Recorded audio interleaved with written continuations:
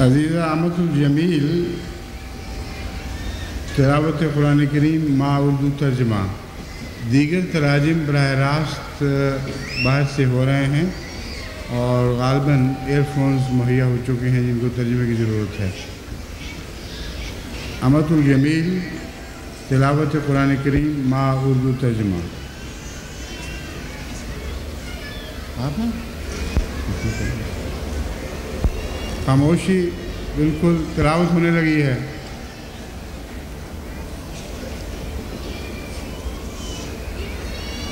अऊज़ु बिल्लाहि मिनश शैतानिर रजीम।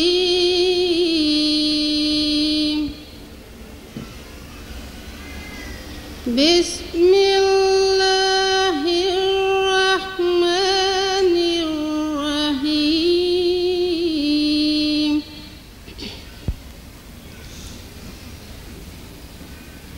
अश्शैतानु यइदुकुमुल फ़क़्र व यअमुरुकुम बिल फ़हशाअ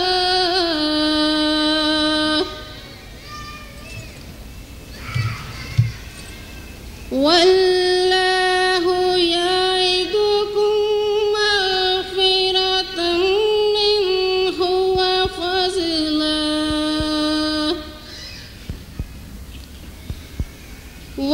वल्लाहु वासिउन अलीमुन यु'तिल हिक्मत मन यशा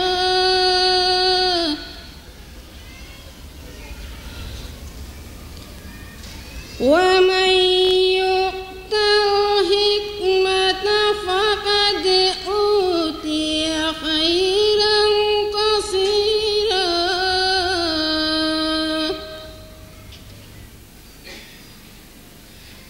वमा यज़्ज़क्करु इल्ला उलुल अलबाब।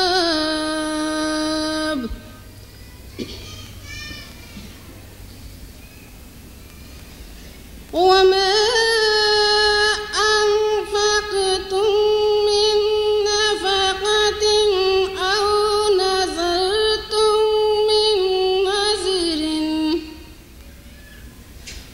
व इन्नल्लाहा यअलमुहु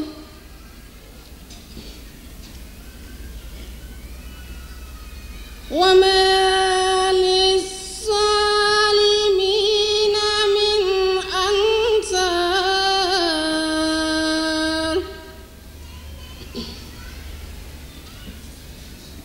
इन तुब्दुस्सदक़ाति फनि'म्मा ही व इन तुख़्फ़ूहा व तु'तूहल फ़ुक़राअ फ़हुव ख़ैरुल लकुम व युकफ़्फ़िरु अन्कुम मिन सय्यिआतिकुम वल्लाहु बिमा तअमलून ख़बीर।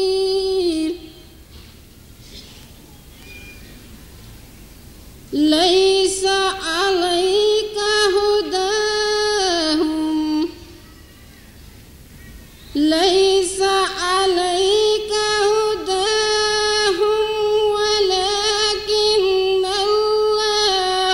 यहदी मन यशा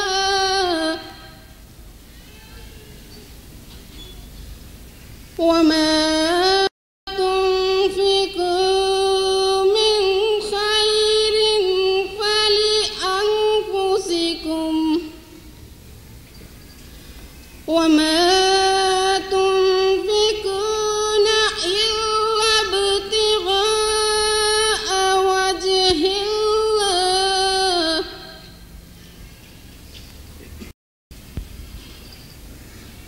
वमा तुन्फ़िक़ू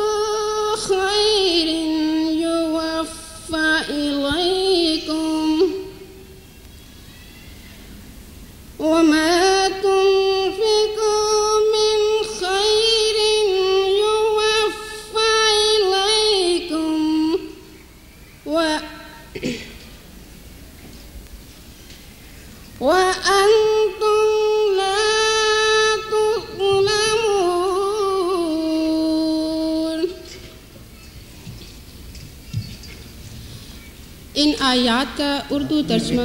اتنا بیٹھے رہے، تلاوت کے وقت آپ بہت زیادہ قریب تھیں اور بہت گونج آ رہی تھی۔ اس وقت میں بول نہیں سکتا تھا، مناسب نہیں تھا، مگر جو منتظمات ہیں ان کو چاہیے تھا یا تو آپ کو ہلکا سا پیچھے ہٹا دیتی یا لاؤڈ اسپیکر کا انتظام کرنے والے جو بھی ہیں ان کو چاہیے تھا اس کی ٹیون ہلکی کر دیتی، کیونکہ اس گونج کے ساتھ پوری طرح جن کو قرآن کریم کی سمجھ آتی ہے ان کو پوری طرح سمجھ نہیں آئی ہوگی۔ اب آپ اردو ترجمہ ذرا سا پیچھے ہٹ کر، ٹھیک ہے، اب یہاں سے کر کے دکھائیں۔ ان آیات کا اردو ترجمہ پیش خدمت ہے۔ ذرا سا اور پیچھے، ہاں اب ٹھیک ہے۔ میں پناہ مانگتی ہوں اللہ کی شیطان دھتکارے ہوئے سے۔ اللہ کے نام سے پڑھتی ہوں جو بڑا مہربان اور بار بار رحم کرنے والا ہے۔ شیطان تمہیں محتاجی سے ڈراتا ہے اور تمہیں بے حیائی کی تلقین کرتا ہے، اور اللہ اپنی طرف سے ایک بڑی بخشش اور بڑے فضل کا تم سے وعدہ کرتا ہے، اور اللہ بہت وسعت دینے والا اور بہت جاننے والا ہے۔ وہ جسے چاہتا ہے حکمت عطا کرتا ہے، اور جسے حکمت عطا کی گئی ہو تو سمجھو کہ اسے ایک بہت ہی نفع رساں چیز مل گئی، اور یاد رہے کہ عقل مندوں کے سوا نصیحت بھی کوئی حاصل نہیں کر سکتا۔ اور جو کچھ بھی تم خدا کے لیے خرچ کرو یا جو کچھ بھی تم نظر مانو، اللہ اسے یقیناً جانتا ہے۔ وہ اس کا نیک بدلہ دے گا اور ظالموں کا کوئی بھی مددگار نہیں ہوگا۔ اگر تم علل اعلان صدقے دو تو یہ بھی بہت اچھا طریق ہے، اور اگر تم وہ صدقات چھپا کر غریبوں کو دو تو یہ تمہارے نفس کے لیے زیادہ اچھا ہے، اور وہ اللہ اس کے سبب سے تمہاری کئی بدیوں کو تم سے دور کر دے گا۔ اور جو کچھ تم کرتے ہو اللہ اس سے واقف ہے۔ انہیں راہ پر لانا تیرے ذمہ نہیں ہے، ہاں اللہ جسے چاہتا ہے راہ پر لے آتا ہے۔ اور جو اچھا مال بھی تم خدا کی راہ میں خرچ کرو، اور حقیقت یہ ہے کہ تم ایسا خرچ صرف اللہ کی توجہ چاہنے کے لیے کیا کرتے ہو، سو اس کا نفع بھی تمہاری اپنی جانوں ہی کو ہوگا۔ اور جو اچھا مال بھی تم خرچ کرو وہ تمہیں پورا پورا واپس کر دیا جائے گا، اور تم پر ظلم نہیں کیا جائے گا۔ جزاکم اللہ۔ اب عزیزہ سیدہ تبسم حضرت اقدس مسیح موعود علیہ السلام کے بعد منتخب اشعار پیش کریں گی۔ عزیزہ سیدہ تبسم۔ السلام علیکم ورحمۃ اللہ۔ ورحمۃ اللہ وبرکاتہ۔ کلام حضرت مسیح موعود علیہ السلام، منتخب اشعار۔ وہ آیا منتظر جس کے تھے دن رات، مہمہ کھل گیا روشن ہوئی بات، دکھائیں آسمانی ساری آیات، زمین نے وقت کی دے دی شہادت، زمین نے وقت کی دے دی شہادت، پھر اس کے بعد کون آئے گا ہے ہاتھ. خدا سے کچھ ڈرو چھوڑو معادات. خدا سے کچھ ڈرو چھوڑو معادات. خدا نے ایک جہاں کو یہ سنا دی. فسبحان الذی اخذ الأیادی.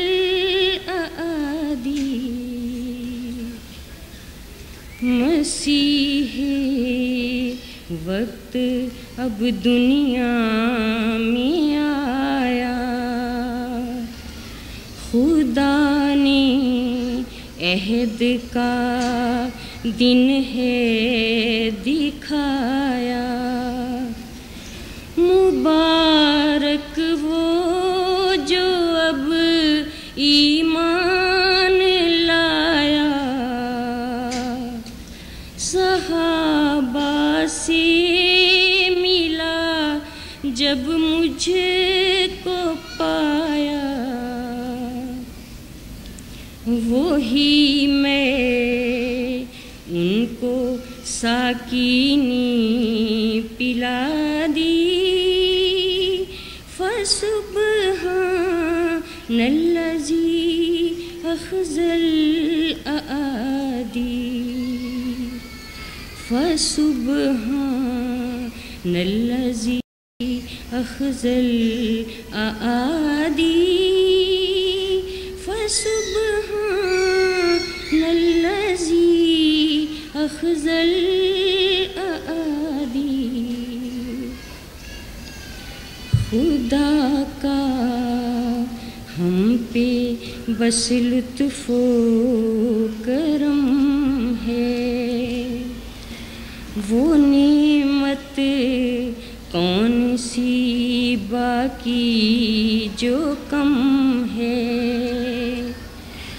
زمینی کا دیا اب محترم ہے.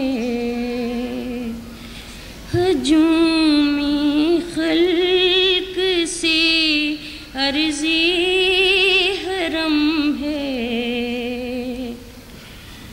ظہور آن نصرت دم بدم ہے.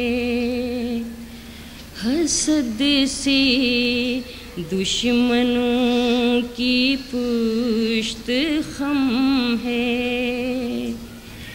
سنو اب وقت توحید اتم ہے. ستم اب مائل ملک عدم ہے. ستم اب مائل ملک عدم ہے. خدا نے روک ظلمت کی اٹھا دی. فسبحان الذی اخذ الأیادی.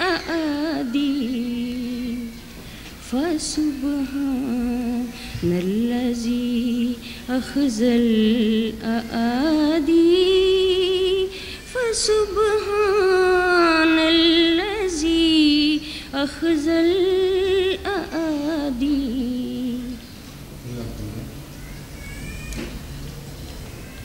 جو آپ کی حاضری کی رپورٹ ہے یہ مجھے درست نہیں لگ رہی. 10:30 اس لیے کہ میں نے ابھی گنتی کر کے دیکھی ہے. ایک سطر میں ایک لائن میں 70 سے 80 تک ہیں لائن.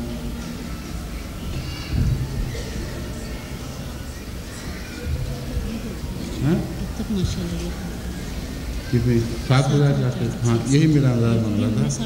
میں نے جو لائنیں گنی ہیں اور حساب کیا ہے سامنے، اس کے مطابق 7,000 سے اوپر بننی چاہیے. اور بچے یہاں ہے ہی نہیں. آپ نے بچے بھی شمار کیے ہوئے ہیں بیچ میں.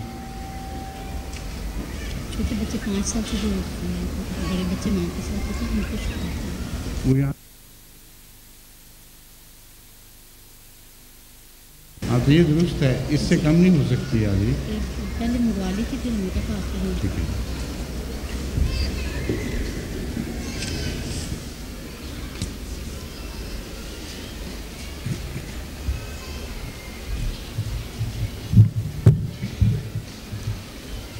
السلام علیکم ورحمۃ اللہ. اشہد ان لا الہ الا اللہ وحدہ لا شریک لہ واشہد ان محمدا عبدہ ورسولہ. اما بعد فاعوذ باللہ من الشیطان الرجیم. بسم اللہ الرحمن الرحیم. الحمد للہ رب العالمین الرحمن الرحیم مالک یوم الدین.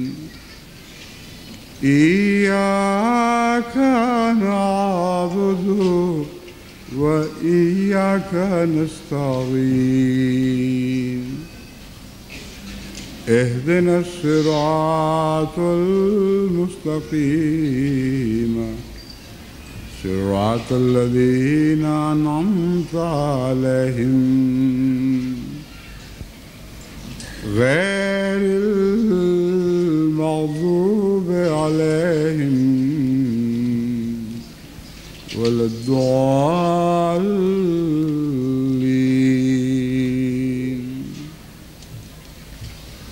والبدن جعلناها لكم من شعائر الله لكم فيها خير فاذكروا اسم الله عليها صواف فإذا وجبت جنوبها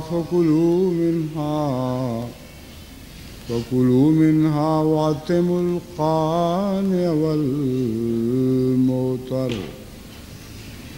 كذلك سخرناها لكم لعلكم تشكرون. قرآن کریم کی جس آیت کی میں نے تلاوت کی ہے یہ سورہ حج کی سورہ الحج کی 37ویں آیت ہے. اس میں اور مضامین کے علاوہ ایک یہ بھی بیان فرمایا گیا ہے کہ وَأَطْعِمُوا الْقَانِعَ وَالْمُعْتَرَ، کہ وہ جو قانع ہے اس کو بھی کھلاؤ اور وہ جو غربت کی وجہ سے پریشان حال ہے المعتر اس کو بھی کھلاؤ.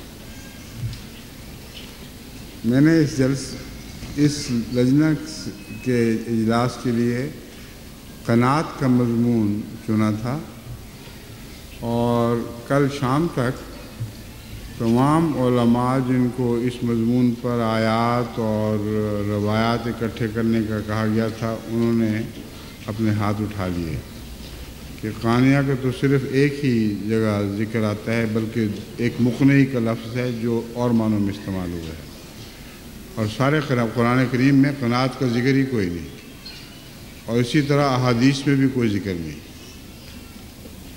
یہ بالکل غلط ہے. بعض دفعہ علماء کو یہ عادت ہوتی ہے کہ لفظ کی پیروی کرتے ہیں مضمون کی پیروی نہیں کرتے، حالانکہ قرآن کریم قناعت کے مضمون سے بھرا پڑا ہے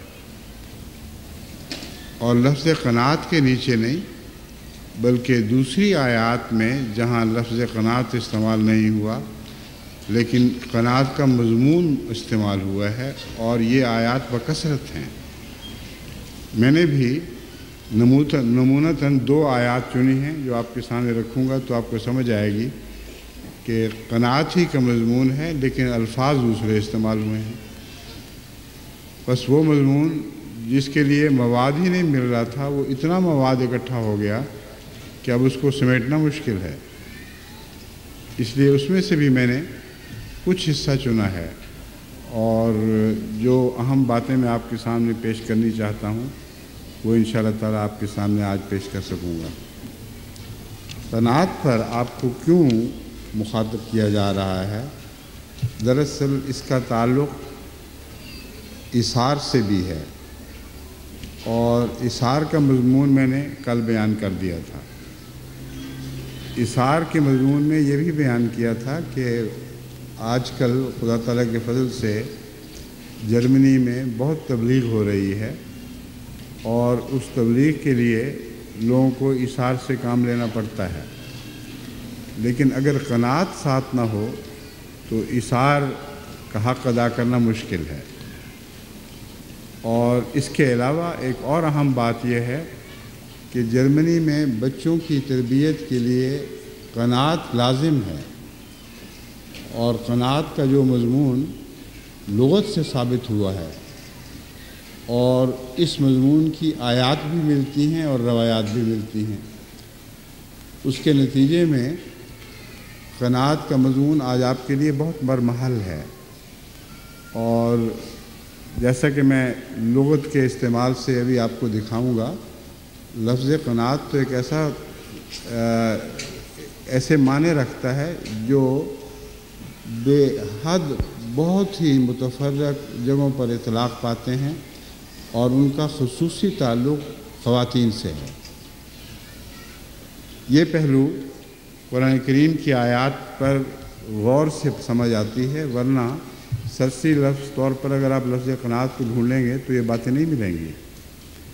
سب سے پہلے میں آپ کے سامنے لغت کے اعتبار سے بتاتا ہوں کہ قناعت کے کیا معنی اہل لغت نے بیان کیے ہیں، اور جو بہت ہی مستند لغت کی کتابیں ہیں ان سے میں نے یہ معنی چنے ہیں۔ قنع قناعتاً کا ایک مطلب ہے رضیا بما اوتیا، جو کچھ دیا گیا اس پر راضی ہو گیا۔ دوسرا معنی ہے یسمى السائل فانما لانه یرضى بما یؤتى، اس سائل کو، اس مانگنے والے کو قانع کہتے ہیں جسے جو دیا جائے وہ اس پر راضی ہو جائے۔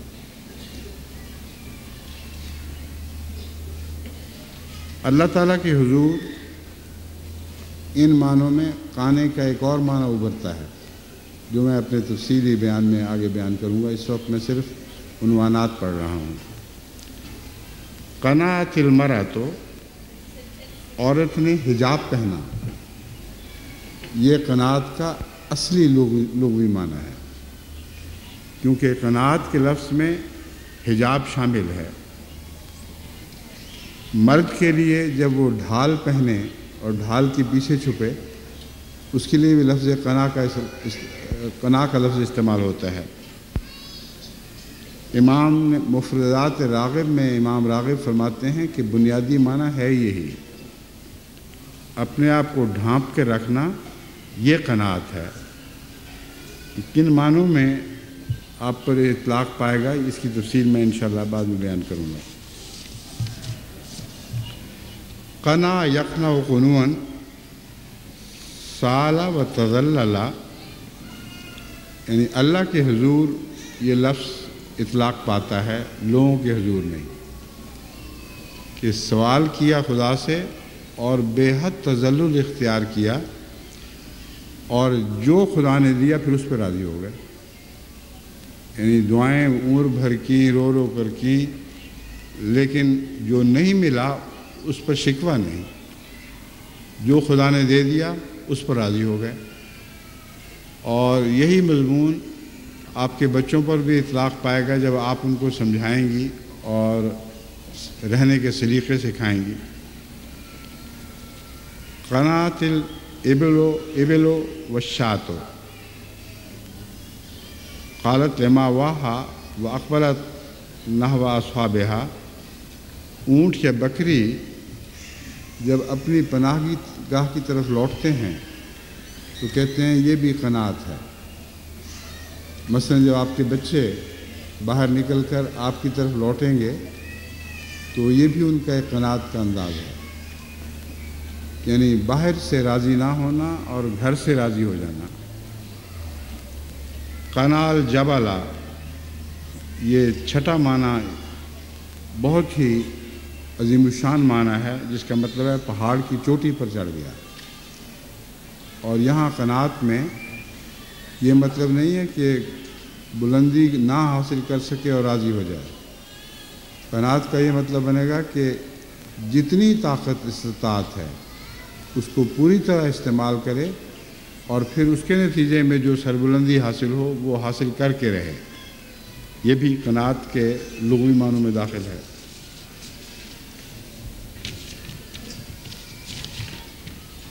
और एक सातवां माना भी था, वो कहीं रह गया है ग़ालिबन।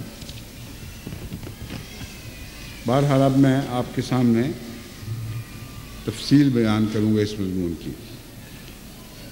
मैंने बताया था कि कुरान करीम में मुख्तलिफ़ आयात मिलती हैं जिनमें क़नाअत ही का मज़मून है। उनमें से सिर्फ 2 आयात मैं मिसाल के तौर पर आपके सामने रखता हूँ। सूरह तौहा में आयत 132, वला तमुद्दन्ना ऐनैका इला मा मत्ताना बिही अज़वाजम मिनहुम ज़हरतल हयातिद दुनिया लिनफ्तिनहुम फ़ीहि व रिज़्क़ु रब्बिका खैरुन व अबक़ा। अपनी आँखें खींच कर उस तरफ न फैलाओ, यानी तुम्हारी नज़रें पीछा न करें जो हमने दुनिया में बसने वाले जोड़ों को आर्ज़ी नेमत के तौर पर अता किया है। लिनफ्तिनहुम फ़ीहि, ये इसलिए अता फरमाया है कि उनकी इस दुनिया में आजमाइश की जाए। व रिज़्क़ रब्बिका खैरुन व अबक़ा, और अल्लाह जो रिज़्क़ अता फरमाता है या उसने तुम्हें अता फरमाया है वही बेहतर है और वही बाकी रहने वाला है। अब देखें, हर्फ ब हर्फ क़नाअत का मज़मून है। गैरों को जो कुछ अता हुआ उस पर हिर्स न करो, उन पर हसद न करो, उस पर रश की निगाह न डालो। सिर्फ यही नहीं बल्कि उस पर राज़ी हो जाए जो अल्लाह ने तुम्हें अता फरमाया है। और याद रखो कि जो खुदा अता फरमाता है वो थोड़ा भी हो तो बेहतर है और अबक़ा है, हमेशा के लिए बाकी रहने वाला है। तो क़नाअत के मज़ामीन तो कुरान करीम में हर तरफ फैले पड़े हैं। और ये आयत जो मैंने मिसाल के तौर पर पेश की है, ये बड़ी वजाहत के साथ इस मज़मून को बयान फरमा रही है। फिर फरमाया सूरह अल-बक़रा आयत 274, लिल फ़ुक़राइल्लज़ीना उसिरू फ़ी सबीलिल्लाहि ला यस्ततीऊन ज़रबन फ़िल अर्ज़ि यहसबुहुमुल जाहिलु अग़निय्या मिनत ताफ़ुफ़ तारिफ़ुहुम बिसीमाहुम ला यसलून अन्नास इल्हाफ़ा व मा तुनफ़िक़ू मिन खैरिन फ़इन्नल्लाह बिही अलीम। कि ये सदक़ात लिल फ़ुक़रा के लिए हैं, अल्लज़ीना उसिरू फ़ी सबीलिल्लाह, जो खुदा की राह में रोक दिए गए, यानी खुदा ताला की राह में उन्होंने गोया क़ैद की सोबत बर्दाश्त की, महज़ अल्लाह की खातिर उनको एक जगह महसूर कर दिया गया। ला यस्ततीऊना ज़रबन फ़िल अर्ज़ि, वो ज़मीन में चलने फिरने और घूमने की इस्तिताअत नहीं रखते। अब यहाँ फ़ी सबीलिल्लाह रोक दिया गया में एक उनके नफ्स की ख्वाहिश भी शामिल है। हज़रत सल्लल्लाहु अलैहि वसल्लम के ज़माने में बहुत से असहाबुस सुफ़्फ़ा ऐसे थे जो रसूलुल्लाह सल्लल्लाहु अलैहि वसल्लम की क़ुर्ब की ख्वाहिश में, इसलिए कि जब भी हुज़ूर अकरम बाहर तशरीफ़ लाएँ वो उनको देख सकें, یہ آواز آ رہی ہے ایک اونچی ڈسٹرب کر رہی ہے، کیوں آ رہی ہے؟ حضور صلی اللہ علیہ وآلہ وسلم کی محبت میں، آپ کے قرب کی خواہش میں انہوں نے گویا خود اپنے پر سفر حرام کر لیا تھا، اور بعض دفعہ ان کو بھوک ستاتی تھی تو باہر جا کر لکڑیاں کاٹ کے لے آئے تھے، یعنی قناعت کا مضمون ہر پہلو سے ان پر چسپاں ہو رہا تھا۔ اس تھوڑے سے رزق پر گزارا کر رہے تھے جو لکڑیاں کاٹنے کے نتیجے میں محض بھوک مٹانے کے لیے کافی ہوتا تھا، اور اس بات پر قناعت تھی کہ حضرت صلی اللہ علیہ وآلہ وسلم جو کچھ فرمائیں وہی ہمارے لیے کافی ہے، آپ کا چہرہ دیکھنا ہی ہمارے لیے کافی ہے۔ بس دیکھیں قرآن کریم تو قناعت کے مضامین سے بھرا پڑا ہے، اور کثرت سے ایسی احادیث ملتی ہیں جو ان آیات کی تشریح میں حضرت صلی اللہ علیہ وآلہ وسلم اور آپ کے صحابہ کے اسوہ کو پیش کرتی ہیں۔ فرمایا یحسبهم الجاہل اغنیاء من التعفف، وہ اتنا بچتے ہیں اپنے فخر کو ظاہر کرنے سے کہ ان کی اس غیرت کو جو انہوں نے اپنے اوپر پردہ سا ڈال رکھا ہے، غیر سمجھتا ہے کہ یہ امیر لوگ ہیں، ان کو ضرورت ہی کوئی نہیں۔ اب یہ بھی قناعت کا ایک بہت ہی باریک مضمون ہے جس کو قرآن کریم نے تعفف کے ذریعے ظاہر فرمایا۔ وہ بچتے ہیں لوگوں پر اپنی غربت کے اظہار سے، اور حیا کرتے ہیں اس بات سے کہ لوگوں پر ان کی غربت ظاہر ہو۔ بس حیا کے پردے کو بھی قناعت ہی کہتے ہیں، اور قناعت کے لفظی معنوں میں پردہ داخل ہے۔ پھر فرمایا تعرفہم بسیماہم، اے محمد صلی اللہ علیہ وآلہ وسلم تو ان کے چہروں کی نشانیوں سے ان کو پہچانا، بولتے نہیں۔ لا یسلون الناس الحافا، کبھی بھی وہ لوگوں سے چمٹ کے سوال نہیں کرتے۔ وما تنفقوا من خیر فإن اللہ بہ علیم، اور جو کچھ تم خدا کی راہ میں خرچ کرتے ہو اللہ اس کا علم رکھتا ہے۔ یہاں بھی دو معنی ہیں، ایک یہ کہ تم لوگ جو ان پر مخفی ہاتھ سے خرچ کرو گے اس لیے کہ ان کی غیرت کو للکارا نہ جائے، یہ حیا کا پردہ بھی رکھیں اور خاموشی سے قبول بھی کر لیں۔ فإن اللہ بہ علیم، اللہ اس کا خوب علم رکھتا ہے، اس لیے یہ خیال نہ کرنا کہ اللہ کی خاطر تعفف کرنے والے بچنے والوں کے اوپر جو تم چھپے ہوئے ہاتھ سے خرچ کرو گے اللہ کو اس کا علم نہیں۔ اب اس مضمون پر بھی روایات ملتی ہیں، حیرت انگیز روایات۔ صحابہ راتوں کو نکل جاتے تھے اور یہ سمجھ کر کہ شاید یہ محتاج ہو کسی کے ہاتھ میں کچھ تھما کے نکل جایا کرتے تھے، اور بعض دفعہ امیروں کو بھی دے دیتے تھے، لیکن اخفاء کا اس قدر شوق تھا کہ دنیا کی نظر میں یہ نیکی نہ آئے، مگر اللہ تعالیٰ فرماتا ہے وما تنفقوا من خیر، جو مال بھی تم خرچ کرتے ہو اللہ اس کو جانتا ہے۔ اور اس کے علاوہ یہ لوگ جن کا گزارا نہایت معمولی طور پر لکڑیاں بیچ کر ہوا کرتا تھا، یہ بھی خرچ کرتے تھے، اور ان کا خرچ قناعت کا ایک عظیم الشان مضمون پیش کر رہا ہے، کیونکہ پاس کچھ نہ ہو یا جتنا ہو اس میں سے کچھ خرچ کرو، یہ قناعت ہے۔ اور ثابت ہے صحابہ کی روایات سے کہ یہ لوگ خدا کی راہ میں جتنی توفیق ملتی تھی کچھ بچاتے تھے اور خرچ بھی کرتے تھے۔ بس قناعت کا مضمون جیسا کہ میں نے عرض کیا ہے بے انتہا وسیع ہے، اور انسانی زندگی کے ہر شعبے پر پھیلا پڑا ہے۔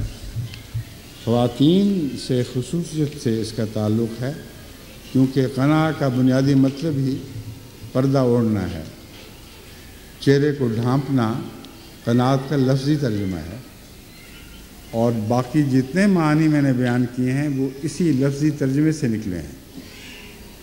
عورت تب ہی قانع ہوگی جب وہ اپنے آپ کو ڈھانپے گی، ورنہ اس لفظ کے بنیادی مضمون سے ہی وہ غافل ہے۔ اس پہلو سے آپ کو اپنی بچیوں کی تربیت کا ایک بہت اچھا گور ہاتھ آ گیا۔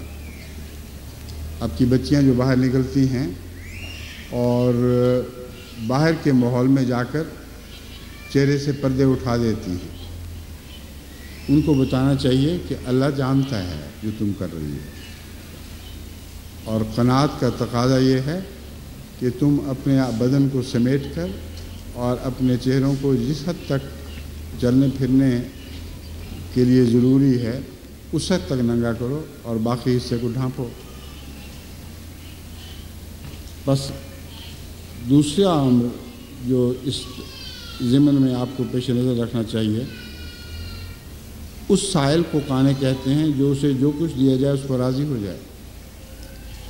بس اس سلسلے میں آپ اپنے بچوں کی تربیت اس طرح کریں کہ ان کو جو کچھ آپ دیں اس پر وہ راضی ہو جایا کریں، اور پیچھے پڑ کر مانگنے کی عادت نہ ہو، کیونکہ بچوں کو علم ہونا چاہیے کہ مائیں ان کو جو کچھ دیتی ہیں وہ اپنی طاقت کے مطابق دیتی ہیں، استطاعت کے مطابق دیتی ہیں۔ بس اس سے بڑھ کر ان سے مطالبہ کرنا ویسے بھی حماقت ہے اور خام خواہ تکلیف میں ڈالنے والی بات ہے، کیونکہ بچے جب اس سے بڑھ کر مطالبہ کرتے ہیں جو ماؤں کے پاس ہے ہی نہیں، جو ہے ماؤں کے پاس، تو اس کا لازمی نتیجہ نکلتا ہے کہ مائیں پھر جائز ناجائز کا فرق بھول جاتی ہیں اور اپنی بچوں کی ضرورت پورا کرنے کے لیے ناجائز طریق پر بھی کچھ حاصل کرنے کی کوشش کرتی ہیں۔ بعض ماؤں کے متعلق میرے علم میں آتا رہتا ہے کہ وہ اپنے خامند کی چوری جائز سمجھتی ہیں، اس لیے کہ اس کی جیب سے کچھ نکالا اور بچوں پر خرچ کر دیا۔ یہ بھی قناعت کے خلاف ہے۔ اگر قناعت ہوتی تو ہرگز ایسا کام نہ کرتی۔ اور بچوں کو بھی سکھانے کی ضرورت ہے کہ ہم جو قناعت کرتی ہیں بعض دفعہ یہ نہیں کہ غربت کی وجہ سے کر رہی ہیں، کیونکہ قناعت کا ایک معنی یہ ہے کہ توفیق ہو اور پھر بھی کسی اعلیٰ غرض کے خاطر بچایا جائے۔ اس معنی کے اعتبار سے آپ کی جماعت کو قناعت کی بے انتہا ضرورت ہے، اور بچوں کو اگر آپ شروع سے سمجھا دیں کہ ہم جو قناعت کر رہی ہیں اس غرض سے کر رہی ہیں کہ تبلیغی ضروریات پوری ہوں، ہمیں مہمان نوازی کرنی ہے، بہت لوگوں کے حق ادا کرنے ہیں، غیر قومیں آ رہی ہیں، ان کی دیکھ بھال، ان کی تواضع کرنی ہے، تو اگر ہم بچائیں گی نہیں تو کیسے خرچ کریں گے؟ بس قانع ہو جانا مال کے ہوتے ہوئے یہ اعلیٰ درجے کی خوبی ہے، اور اگر آپ بچوں کو شروع سے ہی سمجھا دیں تو بچے بھی اس ثواب میں شریک ہو جائیں گے۔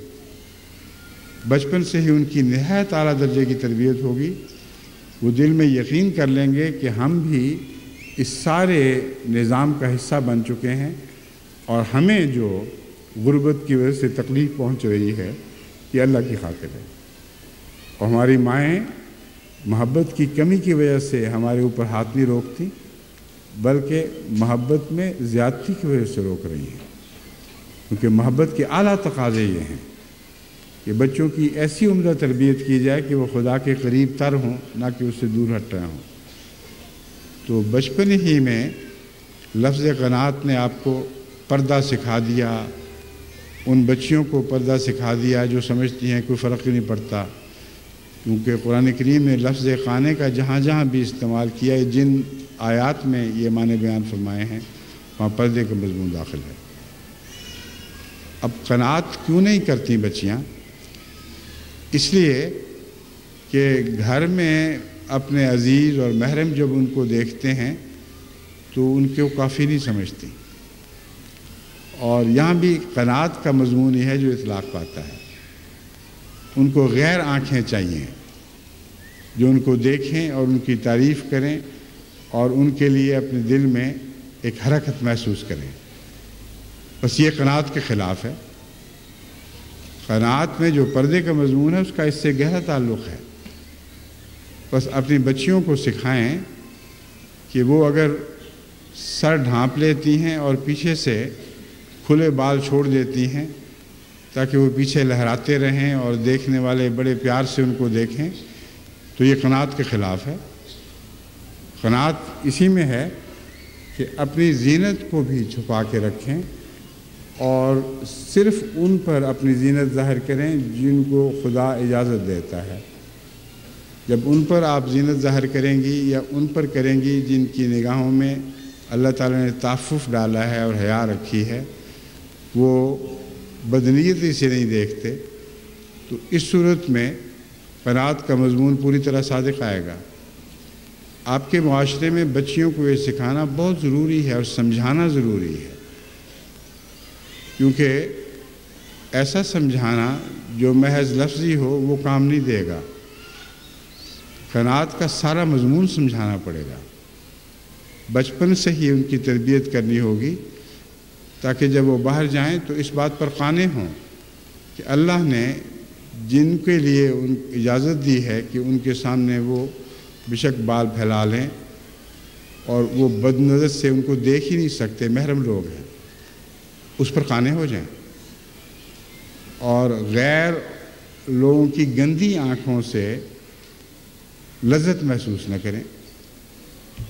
اب یہ بات بھی سمجھانے کی ضرورت ہے، غیر جب دیکھے گا گندی نظر سے دیکھے گا، تو کیوں پسند کرتے ہو اپنے لیے کہ تمہارے لیے غیروں کی ناپاک نظریں اٹھ رہی ہوں اور تم پر حرص کر رہی ہوں؟ یہ چیز رفتہ رفتہ تمہیں کھینچ کر غیر معاشرے کی طرف لے جائے گی۔ یہ خیال نہیں کرنا چاہیے کہ ہم تو معمولی سا دکھاوا کر رہی ہیں، یہ معمولی دکھاوا وہی نہیں ٹھہرا کرتا، بلکہ قناعت کے نتیجے میں انسان صبر اختیار کرتا ہے، اور قناعت کے فقدان ہو تو انسان ایک جگہ ٹھہرا ہی نہیں کرتا۔ تو لفظ قناعت میں دیکھو کتنے معنی پوشیدہ ہیں، اور ان سب پر آپ نظر رکھیں تو آپ کو خدا تعالیٰ کے فضل سے تربیت کے گہرے حکمت کے راز معلوم ہوں گے۔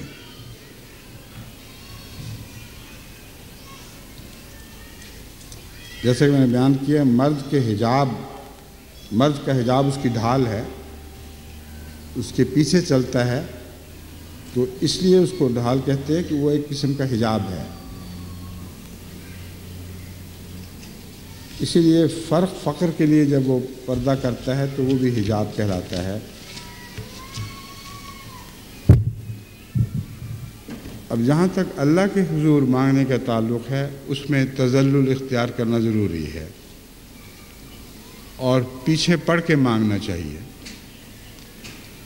یہ خیال نہیں کرنا چاہیے کہ قناعت کر لو، جو اللہ نے دے دیا بس کافی ہے۔ یہ فیصلہ خدا کرے گا کہ کتنا دینا ہے، مگر اس فیصلے کے اندر آپ کا تذلل اور آپ کا مانگنا بھی تو شامل ہے، اس کے بعد وہ فیصلہ کرتا ہے۔ بس بعض لوگ ایسے فقیر ہوتے ہیں جو ہٹتے ہی نہیں جب تک ان کو مل نہ جائے۔ خدا تعالیٰ سے بھی بعض دفعہ اسی قسم کے فقیر کا سلوک کرنا، یعنی انسان کو اسی قسم کا فقیر بننا پڑتا ہے۔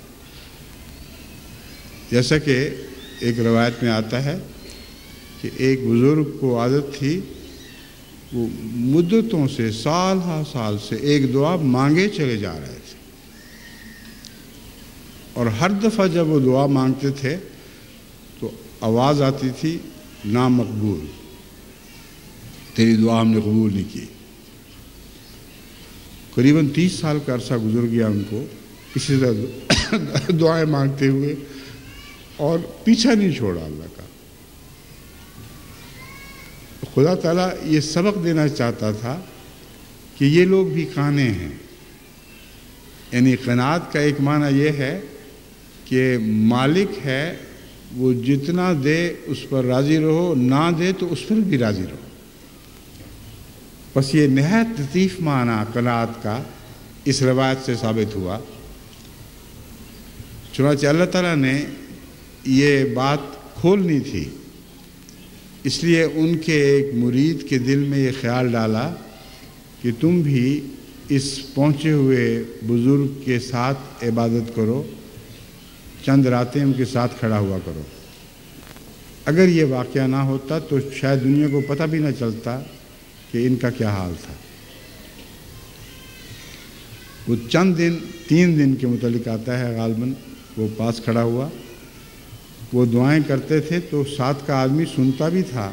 جیسے بعض دفعہ انسان اگرچہ سرگوشی میں بات کر رہا ہوتا ہے لیکن ساتھ والے آدمی کو آواز آ رہی ہوتی ہے، وہ سنتا رہا کہ کیا دعائیں مانگ رہے ہیں، اور ہر دعا کے بعد جو الہام ہوا وہ اس نے بھی سنا، وہ تھا کہ تیری دعائیں نامقبول، میں کوئی قبول نہیں کر رہا۔ تیسرے دن وہ تھک گیا کیونکہ قانے نہیں تھا، اس کو قناعت کا یہ مضمون معلوم ہی نہیں تھا کہ قناعت کا مطلب ہے مالک جو چاہے دے جو چاہے نہ دے، اس پر قناعت کرو۔ چنانچہ وہ بول پڑا، اس نے کہا آپ عجیب انسان ہیں، اللہ تعالیٰ فرما رہے ہیں میں نے نہیں قبول کی، آپ ضد چھوڑ ہی نہیں رہے اور بار بار وہ دعائیں مانگ رہے۔ عین اس وقت بڑی شدت کے ساتھ یہ الہام ہوا کہ اے میرے بندے، میں نے تیری ساری عمر کی دعائیں قبول کر لی۔ اس کو کہتے ہیں قناعت، یعنی خدا کی مرضی پر قناعت کر جانا، مگر مانگتے چلے جانا، نہیں چھوڑنا اس کا پیچھا۔ پھر وہ جو بھی دے اس پر راضی ہو جاؤ۔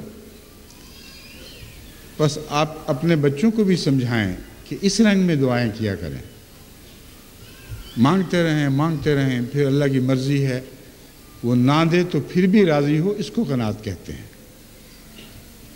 جس طرح حضرت مسلم موعود عرض کرتے ہیں راضی ہیں ہم اسی میں جس میں تیری رضا ہو۔ یہ قناعت کا ایک مضمون ہے جو نہایت عمدگی کے ساتھ حضرت مسلم موعود نے بیان فرمایا۔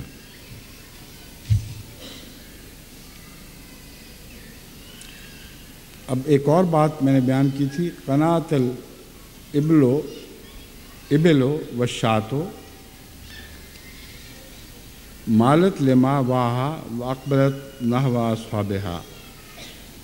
قناعت کا ایک معنی یہ ہے کہ سارا دن کام کرو، اپنی روزی کماؤ، جو بھی کرنا ہے، رات کو ضرور اپنے گھر کی طرف لوٹ آؤ، اپنی پناہ گاہ کی طرف لوٹ آؤ۔ بس پرندے چرندے جب اپنی پناہ گاہ کی طرف لوٹتے ہیں تو یہ بھی ان کی قناعت ہے۔ اس میں قناعت کے کیا مضمون ہے؟ 2 باتیں۔ اول یہ کہ جتنا دن کے وقت میسر آ گیا اس پر راضی رہو۔ جانوروں سے بھی یہ گر سیکھو کہ وہ بھی تو جتنا خدا دن لمبا کرتا ہے، جتنا ان کو مل جاتا ہے اسی پر راضی ہو جاتے ہیں، جتنا دن چھوٹا کرتا ہے، جتنا ان کو ملتا ہے چھوٹے دن میں اسی پر راضی ہو جاتے ہیں۔ تو دنوں کی لمبائی تو عدلتی بدلتی رہتی ہے۔ بعض دنوں میں ویسے بھی رزق میں کمی ہوتی ہے، خزاں کے دن ہوتے ہیں، ان میں گھاس نسبتاً کم ملتا ہے، پتے کم ملتے ہیں، مگر جانور پھر باہر نہیں بیٹھے رہتے، وہ واپس اپنے گھر کو ضرور لوٹتے ہیں۔ اپنی اولاد اور اپنے بچوں کی اس رنگ میں تربیت کریں کہ جب تک خدا چاہتا ہے ان کو باہر رہنے کا حق ہے، کیونکہ وہ لازماً مختلف کاموں میں مشغول ہوں گے، کچھ طالب علم ہوں گے، کچھ کام کرنے والے ہوں گے، لیکن اس کے بعد اپنے گھروں کو ضرور لوٹیں اور گھروں کو ہی اپنی آماج گاہ سمجھیں۔ قناعت کا دوسرا معنی یہ ہے کہ اپنے گھروں پر قانے ہو جائیں۔ اب جو لوگ اپنے گھروں پر قانے نہیں ہوتے وہ بازاروں میں آوارہ گردیاں کرتے پھرتے ہیں، خاوند ہو کسی کے یا بچے ہوں یا بچیاں ہوں، جو بھی اپنے گھروں پر قانے نہیں ہوں گے اس کا لازمی نتیجہ نکلے گا کہ وہ پھر باہر قانے ہوتے ہیں، اور آوارہ گردی اس کا ایک طبعی قطعی نتیجہ ہے۔ تو اونٹوں اور بھیڑ بکری سے اللہ تعالیٰ نے ہمیں یہ سبق دیا ان کو قانع اس لیے قرار دیا ہے اہل لغت نے کہ قناعت کا مرکزی معنی ان پر چسپاں ہو رہا ہے، جو دراصل انسان کے لیے ہے۔ سب سے زیادہ اہمیت لفظ قناعت کی حضرت صلی اللہ علیہ وآلہ وسلم کے غلاموں کے لیے ہے۔ بس اگر بھیڑ بکریاں قناعت کرتی ہیں تو رسول اللہ صلی اللہ علیہ وآلہ وسلم کے غلام کیوں قناعت نہیں کرتے؟ ان کے لیے بھی ضروری ہے کہ اللہ کی مرضی پر راضی رہتے ہوئے اتنا عرصہ باہر رہیں جتنا عرصہ رہنا ضروری ہے، پھر اپنے گھر میں جا کر سکون پائیں۔ قناعت کا ایک معنی یہ بھی ہے کہ جو کچھ اس کو پھر گھر میں ملے اس پر راضی ہو جائے۔ بعض دفعہ یہ ہوا کرتا ہے کہ باہر کے ماحول میں زیادہ اچھی نعمت کی چیزیں ملتی ہیں، بعض اداروں کی طرف سے ہر قسم کی سہولتیں مہیا ہوتی ہیں، اس کے بعد غریب بچوں کا گھر میں آرام پانا ایک مشکل کام نظر آتا ہے۔ یہی حال غریب بچیوں کا ہے، وہ گھر میں لوٹیں گی تو ایک ٹوٹے پھوٹے گھر میں لوٹیں گی جس میں ان کے آرام کے وہ سارے سامان موجود نہیں جو باہر کی سوسائٹی ان کے لیے مہیا کر رہی ہے۔ تو یہاں قناعت کا یہ معنی ہوگا کہ جب اس گھر میں لوٹو تو اللہ کا شکر کرتے ہوئے اسی پہ راضی ہو۔ جو کچھ گھر میں ہے سوچو کہ خدا نے یہ کچھ دیا ہے، اس پر قناعت کرو، اور جو اللہ کی خاطر قناعت کرتا ہے قرآن کریم کی دوسری آیات سے ثابت ہے کہ ان کا رزق بڑھا دیا جاتا ہے، اور قناعت کے نتیجے میں اللہ تعالیٰ بہت رزق میں کشائش عطا فرماتا ہے۔ بس غریب بچوں کو اپنے غریبانہ گھر پر راضی ہو جانا چاہیے، اور اس میں یہ سوچ کے سکون حاصل کرنا چاہیے کہ میرے اللہ نے دیا ہے۔ اگر یہ نہیں سوچیں گے تو ان کو قناعت نصیب ہو ہی نہیں سکتی۔ جب اللہ پر نظر ہو اور اللہ سے پیار ہو، اور یہ پیار آپ نے پیدا کرنا ہے، یہ نظر ماؤں نے بچوں کو عطا کرنی ہے، اس صورت میں ان کو کسی اور سمجھانے کی ضرورت نہیں پڑے گی۔ جب وہ بڑے ہوں گے تو ہمیشہ اپنے گھر ہی کو اپنا آخری مسکن بناتے ہوئے بڑے ہوں گے، اور جو بھی ماحول میسر ہے اس پہ قناعت کریں گے۔ ایک فرق ہے اس قناعت میں اور باہر کی چیزوں میں آرام ڈھونڈنے میں۔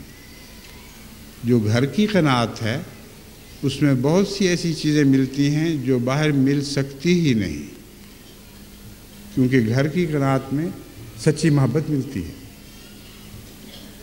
اس محبت کو دنیا بھر میں ڈھونڈتے پھریں، وہ سچی محبت نہیں مل سکتی، کیونکہ وہ محبت جو ان کو نظر آتی ہے وہ لوگوں کی خود غرضی کی محبت ہوتی ہے۔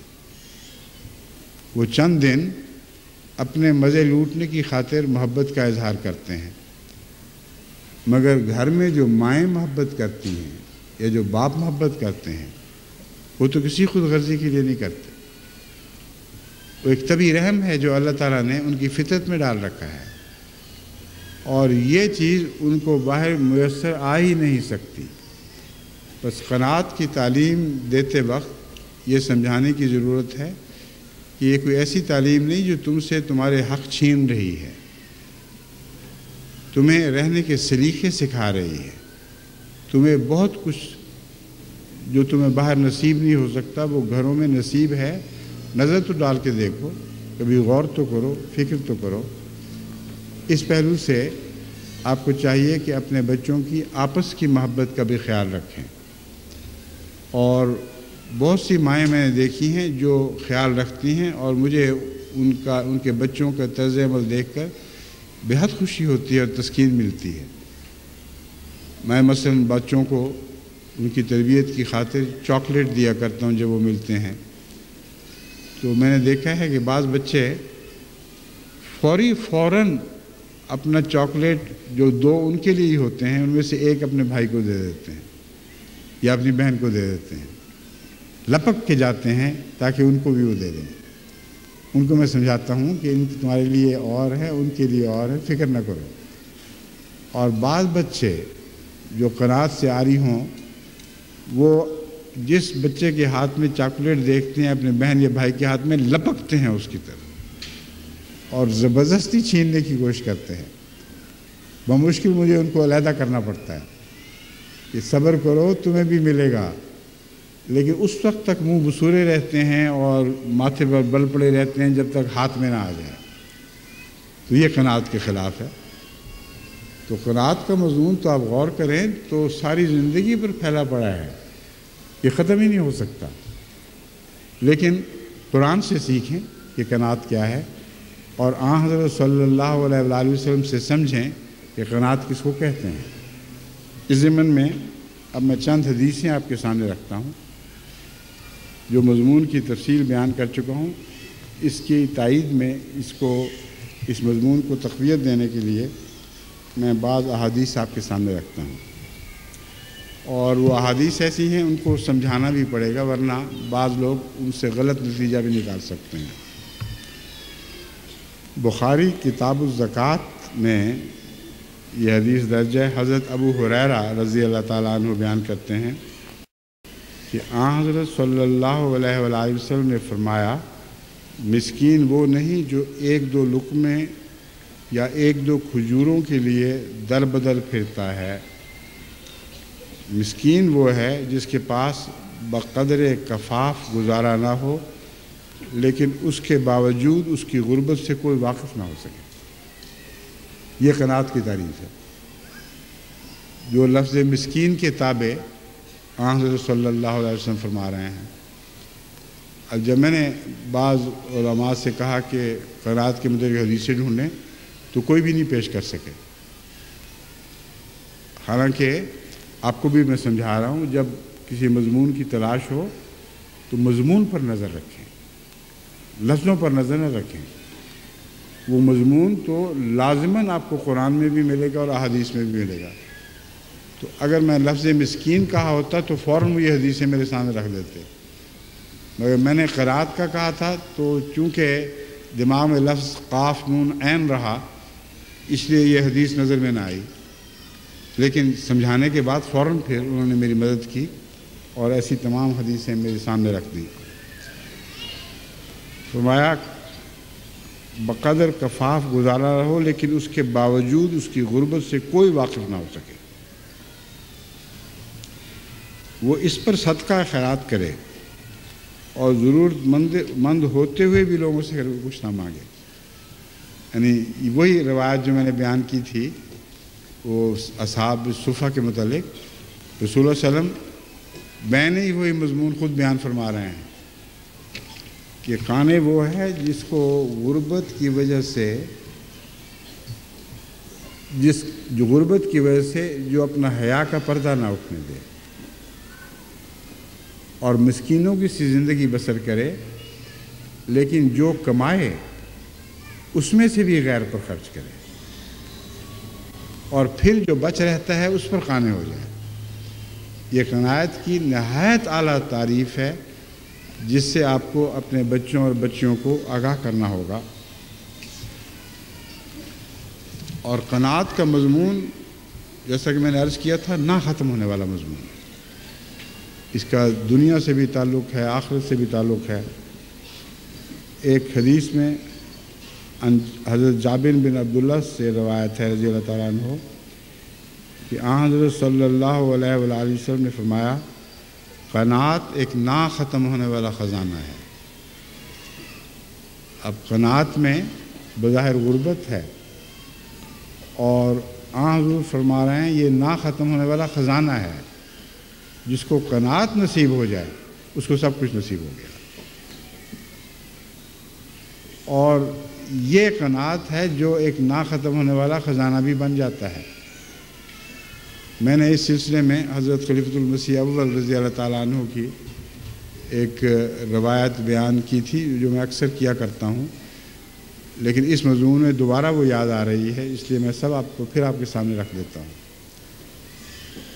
خلافت سے پہلے جب جموں میں حضرت خلیفۃ المسیح اول رضی اللہ تعالیٰ عنہ طبیب ہوا کرتے تھے، وہ ایک راستے سے گزرتے تھے جہاں ایک ننگا فقیر صرف لنگوٹی پہنے ہوئے بھوکا راکھ بدن پہ ملی ہوئی وہ بیٹھا رہتا تھا، اور اس کا چہرہ ہمیشہ غم سے آلودہ اور اس طرح اس کے چہرے سے اظہار ہوتا تھا جیسے اس کے اپنی غربت پہ بہت غم ہے، مگر مانگتا پھر بھی نہیں تھا۔ اس کا حال دیکھ کر جو چاہے اس کے دامن میں کچھ ڈال جائے، اسی طرح وہ بیٹھا رہتا تھا۔ ایک دفعہ حضرت خلیفۃ المسیح اول رضی اللہ تعالیٰ عنہ کی روایت کے مطابق جب اس کے پاس سے گزرے تو وہ خوشی سے اچھل رہا تھا، چھلانگیں مار رہا تھا۔ آپ حیران رہ گئے کہ کل تک تو اس کا کچھ اور حال تھا، آج یہ چھلانگیں مار رہا ہے۔ وہ کیا ہوا تمہیں، کیا خزانہ مل گیا ہے؟ اس نے پنجابی میں کہا جس کی کوئی خواہش نہ رہے اس کو سب خزانے مل گئے، اس کی ساری خواہشیں پوری ہو گئی۔ اب دیکھو کتنا گہرا مضمون ہے جو اس فقیر نے قناعت کا بیان فرمایا، اور یہ اسی کی تفسیر ہے جو آن حضرت صلی اللہ علیہ وسلم نے فرمایا کہ قناعت ایک نہ ختم ہونے والا خزانہ ہے۔ جب حرص مر جائے تو جو کچھ بھی ہے انسان اس پر خوش ہوگا، اور اگر یہ خیال ہو کہ اللہ نے عطا فرمایا ہے تو اور بھی زیادہ خوش ہوگا۔ تو اس فقیر کی چھلانگیں بےمانی چھلانگیں نہیں تھیں، ایک گہرا حکمت کا راز اس کو اللہ تعالیٰ نے عطا فرمایا جو اس کی پہلی قناعت کے نتیجے میں تھا۔ بس یہ وہ باتیں ہیں جن کو آپ کو اپنی اولاد کو سمجھانا ہے، ورنہ وہ کہیں گے ہم کیسے قناعت کریں، غریب سی زندگی ہے، برا حال ہے۔ لیکن حرصوں کو کم کرنا ضروری ہے، اور جب انسان اللہ پر نظر ڈالے تو پھر حرصیں کم ہو سکتی ہیں، پھر تمنائیں آہستہ آہستہ کم ہو سکتی ہیں۔ اس کے بعد جو زندگی سکون کی مل سکتی ہے اس کی کوئی مثال نہیں۔ حضرت رسول اللہ صلی اللہ علیہ وسلم کی زندگی میں بے شمار ایسی مثالیں ہیں جن سے ثابت ہوتا ہے کہ آپ کو یہ قناعت نصیب تھی۔ حضرت مسیح موعود علیہ السلام کی زندگی میں بے شمار ایسی مثالیں ہیں جن سے ثابت ہوتا ہے کہ آپ کو یہ سچی قناعت نصیب تھی۔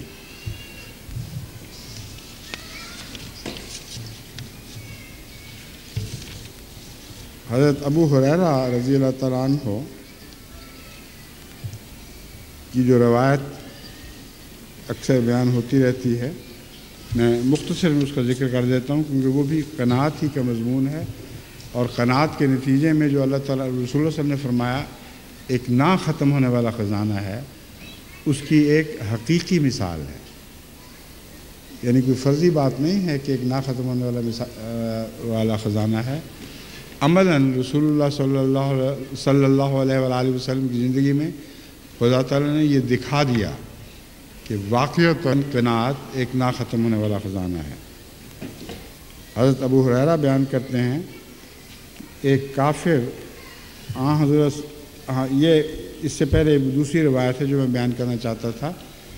حضرت ابو ہریرہ کے چہرے سے بھی بھوک کا اندازہ اگر کسی کو ہوا تو رسول اللہ صلی اللہ علیہ وسلم کو ہوا تھا، کیونکہ آپ کے متعلق اللہ تعالیٰ فرماتا ہے تعرفہم بسیماہم، اگر کوئی شخص ہے جو ان فقر کے چھپانے والوں کے چہرے سے بھوک پڑ سکتا ہے صرف تو ہے۔ جو لمبی روایت ہے اس میں حضرت ابو ہریرہ کے فقر کا احساس کر کے، ان کی بھوک کا احساس کر کے رسول اللہ صلی اللہ علیہ وسلم باہر تشریف لائے اور فرمایا کہ ابو ہریرہ تم بھوکے ہو، مجھے کہیں سے دودھ آیا ہے، آؤ تمہیں بھی اس دودھ میں شریک کروں۔ ابو ہریرہ بہت خوش ہوئے کہ ایک پیالہ دودھ کا ہے، میں گٹ گٹ پیوں گا اور بہت حد تک میری بھوک مٹ جائے گی۔ مگر اس حدیث کا یہ دوسرا پہلو قناعت والا پہلو ہے۔ اللہ تعالیٰ یہ ثابت کرنا چاہتا تھا کہ قناعت ایک ایسا خزانہ ہے جو کبھی ختم نہیں ہوتا۔ حضور صلی اللہ علیہ وآلہ وسلم نے ابو ہریرہ کو قناعت کا گر بھی سکھانا تھا، چنانچہ آپ نے فرمایا کہ جاؤ اعلان کرو اور کچھ بھوکے ہیں تو ان کو بھی اکٹھا کر لاؤ۔ اب حضرت ابو ہریرہ کے دل کا کیا حال ہوگا؟ سخت بھوکے، کئی دن کے بھوکے، بھوک سے غشی کے دورے پڑ رہے تھے، ایک پیالہ دودھ کا آیا اور رسول اللہ صلی اللہ علیہ وسلم فرما رہے ہیں باقیوں کو بھی بلا لو. لیکن پھر اب غور کریں تو مطلب یہ تھا کہ جتنا تمہیں ملے اسی پر قناعت کرو، اور جب بھوک کی شدت ستا رہی ہو اس وقت کم پر قناعت کرنا یہ قناعت ہے. لیکن یہ سمجھانا بھی مقصود تھا کہ خدا کی خاطر جو قناعت کرتے ہیں اللہ ان کو لامتناہی دیتا ہے، وہ قناعت کے نتیجے میں کسی رزق سے محروم نہیں رہتے. چنانچہ حضرت ابو ہریرہ نے ایسے ہی کیا، آواز دی اور کوئی بھوکا ہے تو آ جائے، اور چند بھوکے 6-7 اور اکٹھے ہو گئے. اس وقت حضور صلی اللہ علیہ وآلہ وسلم نے ابو ہریرہ کو اپنے بائیں طرف بٹھایا. اس لیے بائیں طرف بٹھایا کہ آپ دائیں طرف سے شروع کیا کرتے تھے. ابو ہریرہ کو قناعت کا مضمون اچھی طرح سمجھانا تھا. یہ بھی سمجھانا تھا کہ تم دیکھنا میرے خدا کا مجھ سے کیا سلوک ہے. قناعت کا خزانہ ختم نہیں ہوتا. یہ اس حدیث کی تشریح میں کر رہا ہوں. ابو ہریرہ روایت کرتے ہیں کہ دائیں طرف جو بیٹھا تھا اس نے دودھ کے پیالے کو منہ سے لگایا اور پینا شروع کیا. مجھے خیال آیا کہ بڑا پیالہ ہے شاید کچھ بچ بھی جائے. رسول اللہ صلی اللہ علیہ وسلم نے فرمایا اس کو اور پیو. جو پی رہا تھا فرمایا اور بھی پیو. وہ کہتے ہیں ابو ہریرہ کہ میری تو جان نکل رہی تھی اندر سے. اب تو میرے لیے سوال ہی نہیں رہا کہ میرے پاس کوئی بچا. لیکن اس نے پورا پیا اور کہا کہ یا رسول اللہ میں منہ تک بھر گیا ہوں. پھر آپ نے وہی پیالہ دوسرے کو دیا، پھر تیسرے کو دیا، پھر چوتھے کو دیا. دودھ ختم نہیں ہو رہا تھا. آخر پر ابو ہریرہ کی باری آئی. رسول اللہ صلی اللہ علیہ وسلم نے پیار سے مسکراتے ہوئے دیکھا. ابو ہریرہ اب تم پیو. وہ کہتے ہیں میں نے پیا، پھر پیا، پھر پیا، میری بھوک کلیتاً ختم ہو گئی. رسول اللہ صلی اللہ علیہ وسلم اصرار فرما رہے تھے اور بھی پیو اور بھی پیو. کہتے ہیں میں نے آخر عرض کیا یا رسول اللہ اب تو دودھ میرے ناخنوں سے پھوٹ پڑے گا. میں نے اور بھی پیا، اتنا بھر چکا ہوں دودھ سے. تب رسول اللہ صلی اللہ علیہ وسلم نے اس پیالے کو بھی منہ سے لگایا. سب سے بڑا کام ہے محمد رسول اللہ تھے. ان سے بڑھ کر دنیا میں کبھی کوئی خانے پیدا نہیں ہوا. اور یہ حدیث اس بات کو کھول کر بیان کر رہی ہے اور یہ بھی بتا رہی ہے کہ جیسا کہ رسول اللہ صلی اللہ علیہ وسلم نے فرمایا قناعت ایک نا ختم ہونے والا خزانہ ہے. یہ حقیقت ہے. قناعت کے نتیجے میں اگر سچی قناعت ہو تو اللہ تعالیٰ رزق میں اتنی برکت ڈال دیتا ہے کہ تھوڑا بھی ختم نہ ہونے میں نہیں آتا. یہی واقعات حضرت مسیح موعود علیہ السلام کی تاریخ کو دہرائیں. یہ تاریخ دہرائیں گی تو آپ کو نہ ختم ہونے والا رزق عطا کیا جائے گا. اور اپنے بچوں اپنی بچیوں کو ان معنوں میں قناعت کے مضمون سکھائیں. حضرت صلی اللہ علیہ وسلم کے حوالے سے سکھائیں. اب ایک اور مضمون جو اسی سے تعلق رکھتا ہے، حضرت ابو ہریرہ رضی اللہ تعالیٰ عنہ کی روایت ہے کہ ایک کافر حضرت صلی اللہ علیہ وسلم کا مہمان ہوا. حضور نے اس کے لیے بکریوں کا دودھ نکلوایا. وہ یک کے بعد دیگرے 7 بکریوں کا دودھ پی گیا. اندازہ کریں کیسا بھوکا تھا. اس کو قناعت کا پتہ ہی نہیں تھا، کیونکہ کافر کو قناعت کا پتہ نہیں ہوتا. یہی دنیا کی زندگی اس کی لذت ہے، سب کچھ یہی ہے. جتنا کھا پی سکے وہ کھا پی لیتا ہے. اس کے ساتھ جو حضور نے جو حسن سلوک فرمایا اور جو باتیں فرمائیں اس کے نتیجے میں دوسرے دن ہی وہ مسلمان ہو گیا. حضور نے اس کے واسطے پھر ایک بکری کا دودھ نکلوایا. وہ اس نے پی لیا. پھر دوسری بکری کا دودھ نکلوایا. وہ سارا نہ پی سکا. آپ نے فرمایا یعنی اس سے پوچھنے کی ضرورت نہیں تھی، آپ نے مومنوں کو دکھانے کے لیے یہ کیا کہ جب تک یہ کافر تھا یہ 7 انتڑیوں میں پیتا تھا، یعنی 7 گنا غذا تھی اس کی، اور مومن ہوا تو ایک ہی رات میں اس کو خدا تعالیٰ نے قناعت کے گر سکھا دیے، اور اب 2 بکریوں کا پورا دودھ بھی ختم نہیں کر سکا۔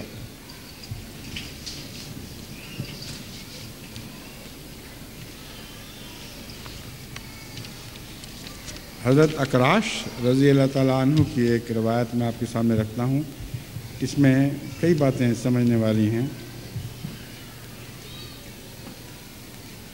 حضرت اکراش بیان کرتے ہیں کہ بنو مرہ نے اپنے اموال صدقہ دے کر مجھے رسول اللہ صلی اللہ علیہ وسلم کی خدمت میں بھیجا۔ جب میں مدینے میں حضور کی خدمت میں حاضر ہوا، اس وقت حضور مہاجرین اور انصار کے درمیان رونق افروز تھے۔ حضور نے میرا ہاتھ پکڑا اور ام سلمہ کے گھر لے گئے اور ان سے دریافت کیا کیا کوئی کھانے کی چیز ہے۔ انہوں نے حضور صلی اللہ علیہ وآلہ وسلم کے لیے سرید کا پیالہ بنایا ہوا تھا۔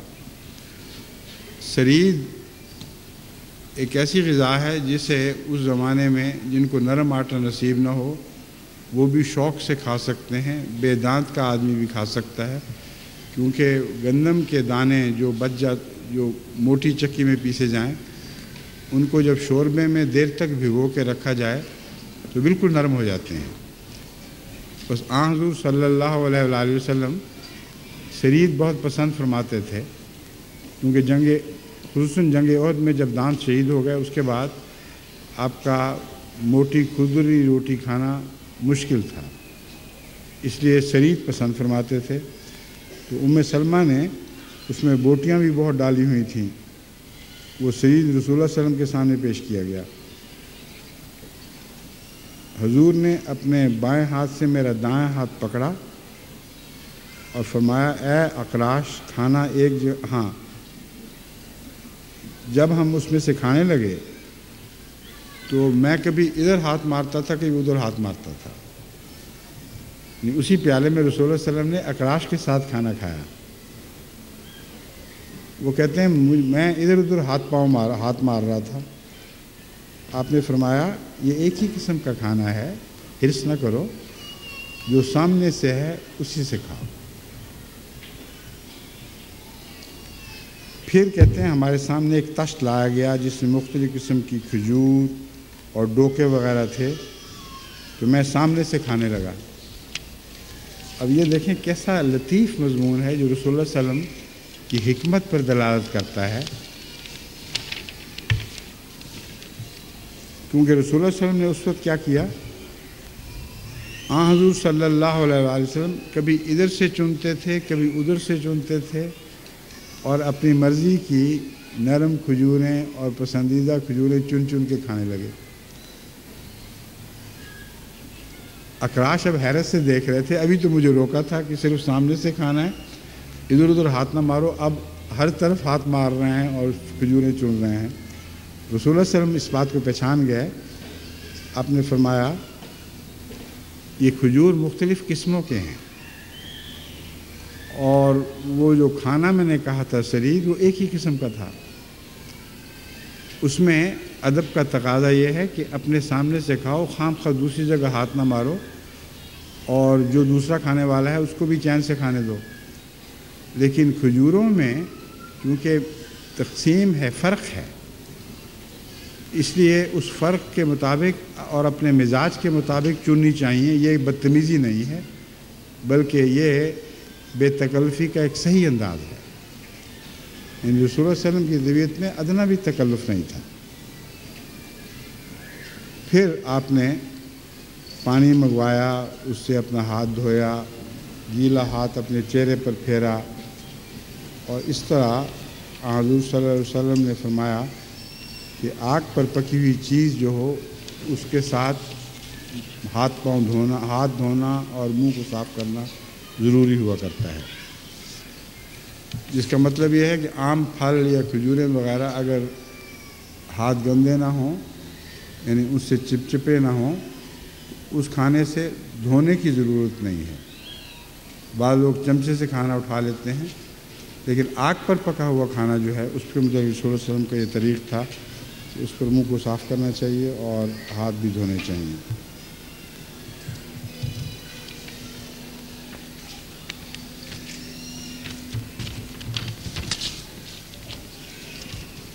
بعض دفعہ حضور صلی اللہ علیہ وسلم قناعت کا ایک اور مضمون بھی لوگوں کو سمجھایا کرتے تھے، جس کا مطلب یہ تھا کہ جن لوگوں کو نہیں دیتے تھے وہ قناعت کریں، اور آپ کا نہ دینا محبت کے نتیجے میں ہوا کرتا تھا۔ اس لیے اپنے بچوں کو یہ مضمون بھی ضرور سکھائیں۔ بعض دفعہ آپ ان کو نہیں دیتی تو ان کی محبت کی وجہ سے نہیں دیتی۔ چنانچہ ایک موقع پر بنی تغلب،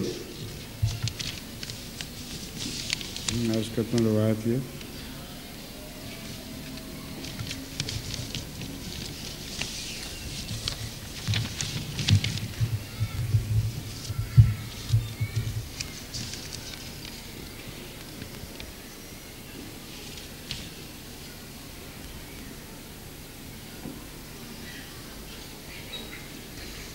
عمر بن تغلب کے متعلق یہ روایت ہے۔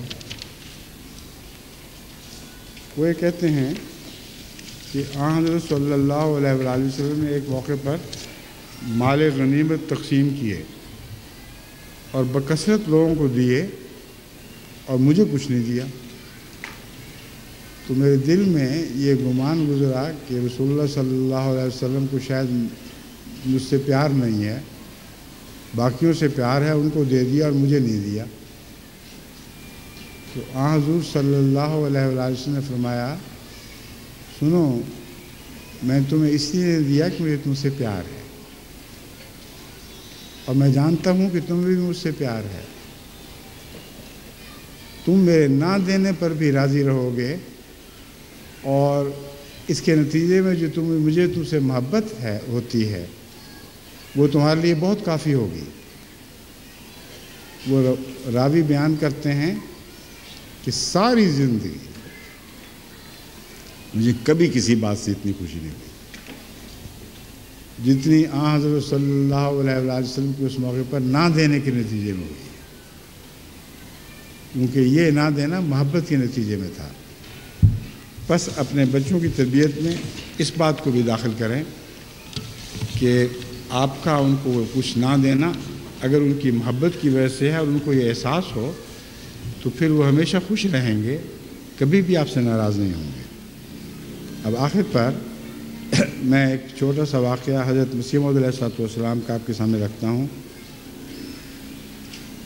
حضرت مسیح موعود علیہ السلام کی قناعت کا یہ عالم تھا کہ ایک موقع پر اپنے والد کو، جو چاہتے تھے کہ دنیا کی ملازمت کریں اور کمائیں اور اچھی طرح زندگی بسر کریں، ان کی خدمت میں آپ نے اپنے والد کی خدمت میں عرض کی، میں کوئی نوکری نہیں کرنا چاہتا،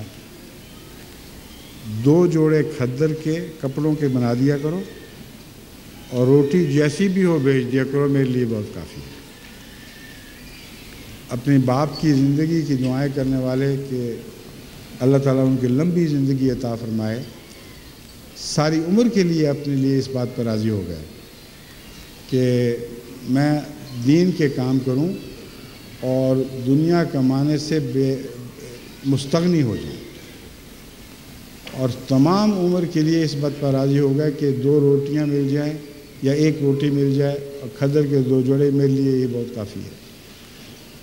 بس میں امید رکھتا ہوں کہ آپ اپنی زندگیوں میں اس قناعت کو اختیار کریں گی جس کو قرآن کریم نے بڑی تفصیل سے بیان فرمایا ہے، اور جس کے پاک نمونے حضرت صلی اللہ علیہ وآلہ وسلم نے دکھائے، اور جن کا یہ نمونہ حضرت مسیح موعود علیہ السلام نے بھی دکھایا کہ والد کی زندگی کی اتنی تمنا تھی کہ جس دن الہام ہوا کہ وہ رات کو کچھ ہونے والا ہے، آپ کو شدید غم لگ گیا اور چاہتے تھے کہ گویا وہ کبھی بھی نہ فوت ہوں زندگی میں۔ ساری زندگی کے لیے یہ قناعت کا نمونہ ہے۔ اس بات پر راضی تھے کہ کھدر کے 2 جوڑوں میں گزارا کریں اور جو کچھ مل جائے گھر سے آ جائے بس اسی وہی کافی ہو۔ تو میں امید رکھتا ہوں کہ انشاءاللہ تعالی ہماری خواتین، احمدی خواتین آج کی دنیا میں اس مضمون کو زندہ کریں گی اپنے اعمال سے اور اپنے بچوں کی تربیت کے ذریعے۔ اگر آپ ایسا کر سکیں تو آئندہ صدیوں کی تربیت کا سہرا آپ کے سر رہے گا، اور وہ جو بھی نیکیاں اس وجہ سے اختیار کریں گے کہ آپ نے اپنے بچوں کی اچھی تربیت کی تھی اور انہوں نے یہ پیغام آگے پہنچایا تھا، اس کا ثواب آپ کو ہمیشہ ملتا رہے گا۔ اور یہ قناعت کی آخری بات ہے جو میں آپ کے سامنے رکھ رہا ہوں۔ قناعت کے نتیجے میں خدا تعالیٰ کا انعام آپ کے مرنے کے بعد بھی آئندہ نسلوں تک آپ کو پہنچتا رہے گا۔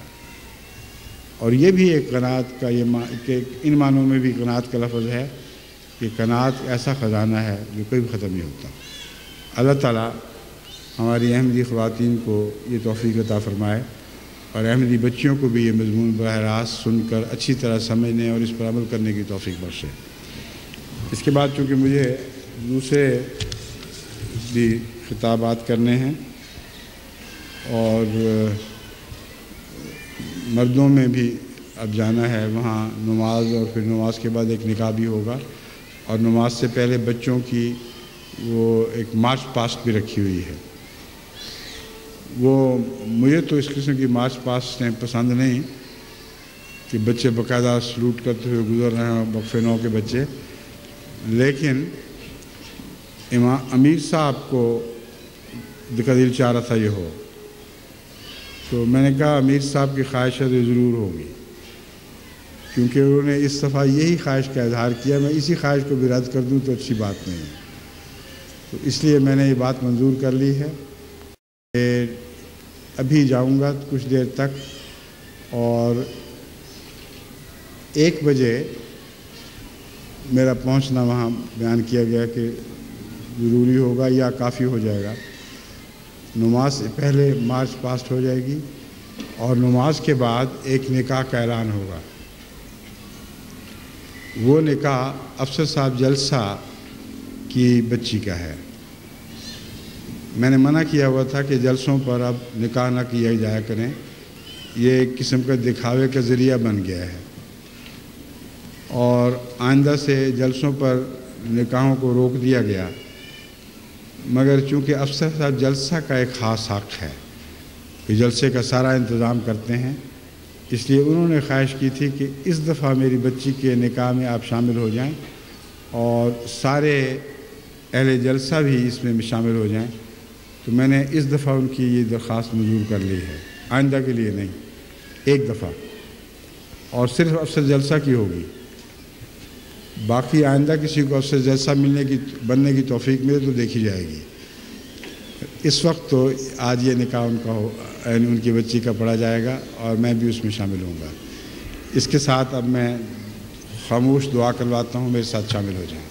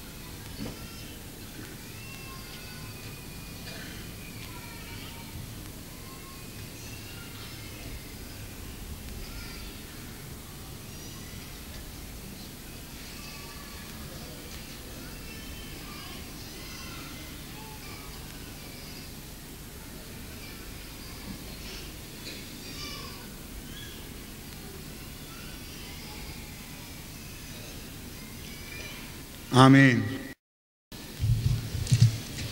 السلام علیکم ورحمۃ اللہ وبرکاتہ۔